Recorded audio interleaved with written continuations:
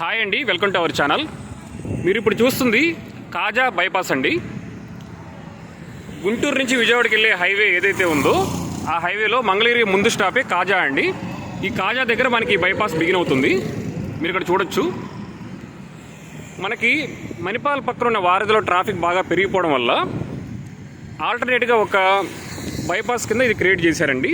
మనం విజయవాడలో west bypass అని అనుకుంటాం కదా, ఇదే రోడ్డు మనకి కృష్ణానది మీద ఉన్న బ్యారేజ్ దాటుకున్న తర్వాత బ్రిడ్జ్ కొత్తగా కడుతున్నారు. ఆ బ్రిడ్జ్ కంప్లీట్ అయిపోయిన తర్వాత మనం విజయవాడ వెస్ట్ బైపాస్ అని మనం ఏదైతే అనుకుంటున్నామో దానికి కనెక్ట్ అవుతుందండి. ఇది ఆల్మోస్ట్ వెస్ట్ బైపాస్ కంప్లీట్ అయిపోయిందండి.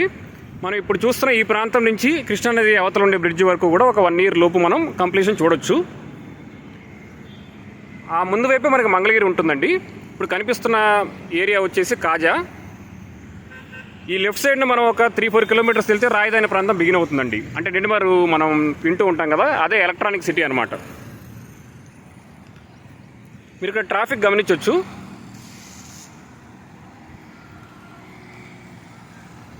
ఫ్యూచర్లో మనకి ట్రాఫిక్ బాగా పెరిగితే ఈ రోడ్లో మనకి బైపాస్ కింద వెళ్ళిపోయి హైదరాబాద్ రూట్కి కనెక్ట్ అవ్వచ్చండి, విజయవాడ మీదుగా వెళ్లకుండా.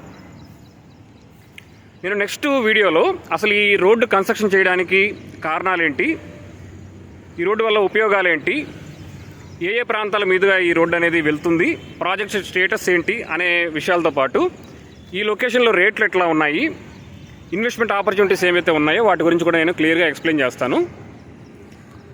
ఛానల్ని లైక్ చేయండి, సబ్స్క్రైబ్ చేసుకోండి. నెక్స్ట్ వీడియో నేను పెట్టినప్పుడు మీకు నోటిఫికేషన్ రూపంలో అప్డేట్స్ వస్తాయి. మీరు సబ్స్క్రైబ్ చేసుకుని బెల్ ఐకాన్ మీద టచ్ చేస్తే మీకు ఏదైనా డౌట్ ఉంటే నేను నా నెంబర్ ఇస్తానండి, మీరు కాంటాక్ట్ అవ్వచ్చు. Thank you for watching this video.